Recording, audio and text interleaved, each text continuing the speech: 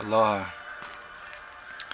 So, this is part two to Sedona, and I wanted to. This is a it's a real important topic to me because this goes straight to my family. Like I have family members that have gone out there and that have had spiritual experiences with themselves and never had really that kind of connection before. They had this genuine connection to this land, and I've had this genuine connection to that land, and I've seen people, I know people who've had this genuine connection to the land and themselves, and it straight up pisses me off to see this this magic be kind of brushed over and not recognized, because the surroundings are, doing the same thing. And by that meaning, there is no difference between the magic that is in the land of the Bay Area, Oakland, San Francisco, the Los Angeles area, Shasta, all this other stuff. There is no difference between the natural land that's there and the energy from the people that come from that land and the energy and stuff that goes in Sedona. But the way it's activated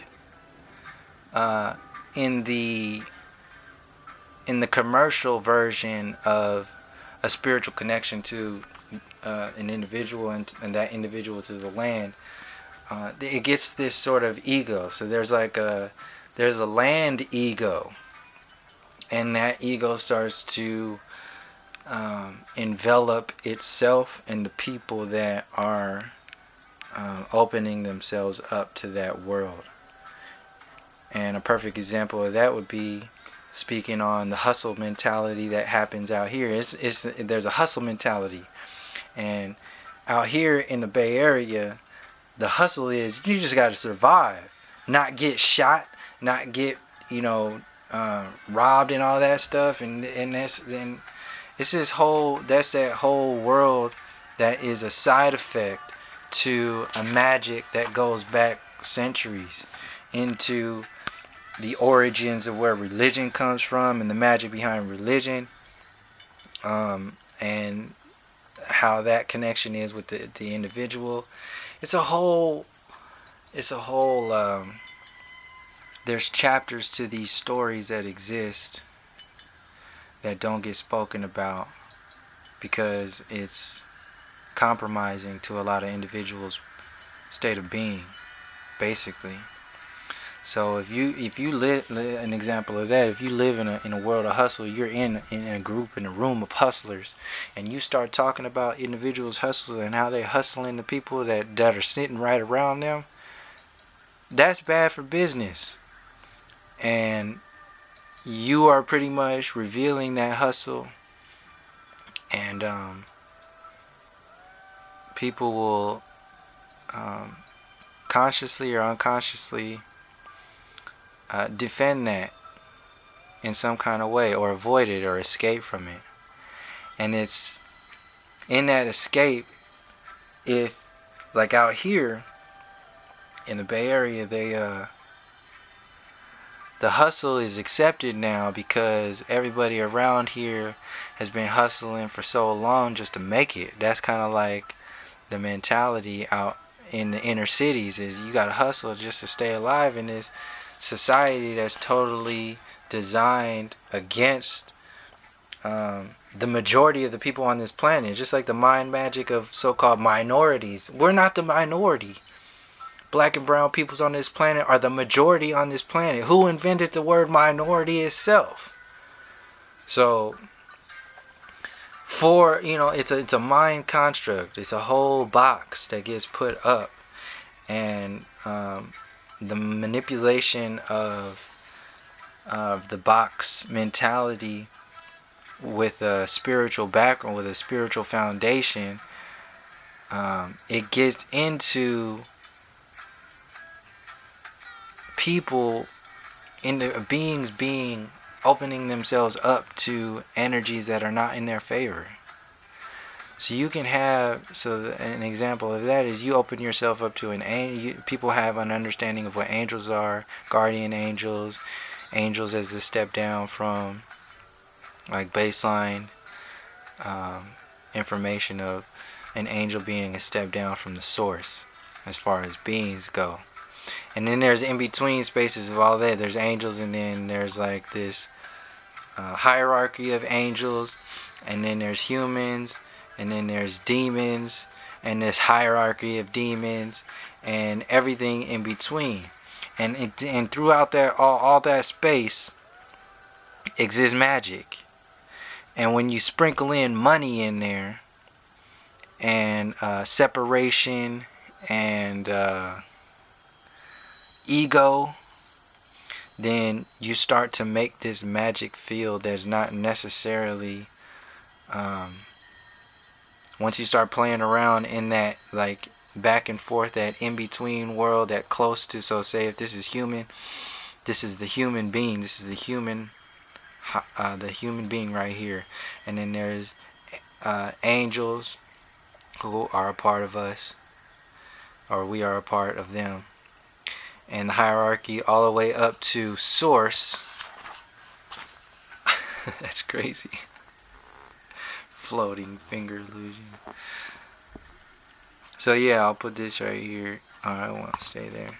So there's humans, there's hierarchy of angels, angel, hierarchy of demons, demons, and around here, this is like the frequency around here and here. This frequency is interacting with the human realm, and it's kind of like this sort of thing. And money exists in this world, and we all know that angels don't give a shit about money. It's the people who want to control who give shits about money. And when you sprinkle in money into that and you say, oh, everything's okay, oh, we just got to deal with what we're going on, you are covering up a reality. Now I'm saying this, I'm speaking in extreme versions right now, because we all have to work in the world of fiat currency in this moment right now. But once, I'm not talking about that. Because Sedona has not only existed in that reality, like that's what the hustle is out here in the Bay Area. The hustle is you just got to make it just to survive, just to keep this spiral alive and active, keep the energy alive in here, keep the blood flowing through this human experience. When you take that money, that magic, and people in Sedona who are living in Sedona, they ain't worried about surviving. Majority of the people there, it's about living it up, soaking that land and soaking the people. It has taken that money and activated it into a field of manipulation on open channels, beings, people. Once you get into that space, that's when you start activating, acting, and working in a field that is not representing the guardian angel or the angel hierarchy. You are working with the angels / demons that are into soaking humanity, into using that hustle magic for a self and an individual motive. And a perfect example of that would be, now if I saw Sedona as, if Sedona was 50% black and brown people and 50% other, just as a baseline, then I would kind of understand, like, okay, it's working with, blending or understanding the spirituality. It's not at all like that. It's not at all like that. It is straight up out of balance and separating, and then it's gone so further into not even paying attention or looking at what's happening to the rest of the world and the black and brown peoples. The origins of all this spiritual, all that magic that Sedona is talking about. Where did that shit originate? Where did all the magic that Sedona is making money off of these people? My family went there to go interact with this land, and they had to go see all of this. They could see the consumerism is there. It's sickening to see that, like, to tell them that people who interact in that space, they have to sell you something. Spirituality doesn't need to be sold. Healing doesn't need to be sold. And this is why I want to go back into that space. I'm not saying that it's actively knowing that it's doing that because people have to exist. I think it's just gotten out of control there. We know that we have to exist in a world that deals with money and deals with people who are actively engaging in magic that is not for the benefit of all the people on this planet. But you have to understand that when it gets out of control, it needs to be addressed. And there is no connection whatsoever to the origins of the magic that these people are talking about when they are in Sedona. There is absolutely none. And if it is, getting close to the origins of understanding and truly respecting the people and the source energy that exists with the stories of true magic, then it's quickly covered up, it's quickly brushed away, it's quickly ignored. Why?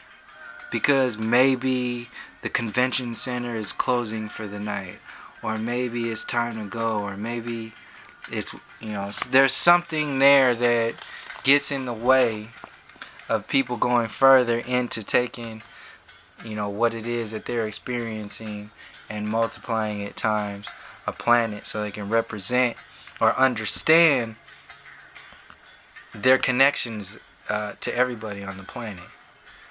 So it's a bubble. Sedona is a bubble. And you can go into that space and you can, how I explained it earlier to my pops, was that 25% of Sedona is pure, natural, organic magic from the land. And you can go there and live there and soak up that 25%.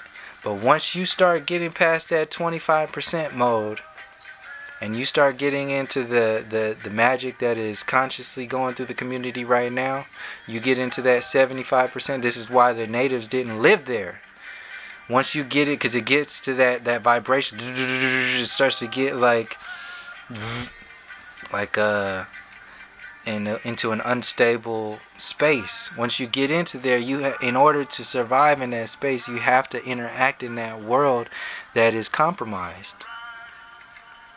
It is straight up compromised. And in order to exist out there, these cliques that get clicky out there, these whole love and light cliques that are out there, they have to convince themselves through a furthering of that compromised magic, or a straight up keeping themselves ignorant of information with some kind of tool. So it's basically, the 25, the organic space of Sedona is that 25%. It's a tool. The earth clearing and helping you and tuning you, that training environment of Sedona, once it gets past that 25%, that tool, you start getting into worshiping that tool. and having that tool use you. And that goes back to the other video of it either holds on to you or kicks you out. There's reasons for that. Maybe you're not ready for that training environment. Maybe you are ready to understand what it is that goes on in that hustle mentality, that hustle world. But I just wanted really to get the majority. The majority of the information. That's the majority of the information out there. Watch out for the hustle. Understand the hustle. People who live in Sedona, start opening up to actual the people. Like, realize what's going on in that place on just a basic observation, a basic awareness, and you'll see the emotion that's coming out of me right now, the energy that's coming out of me right now. You'll see where it's founded, where these roots come from, what's going on here. And that's all I ask. That's all I have to share on this. I'm going to leave it there. So thank you for joining me. Until next time, peace, love, and harmony.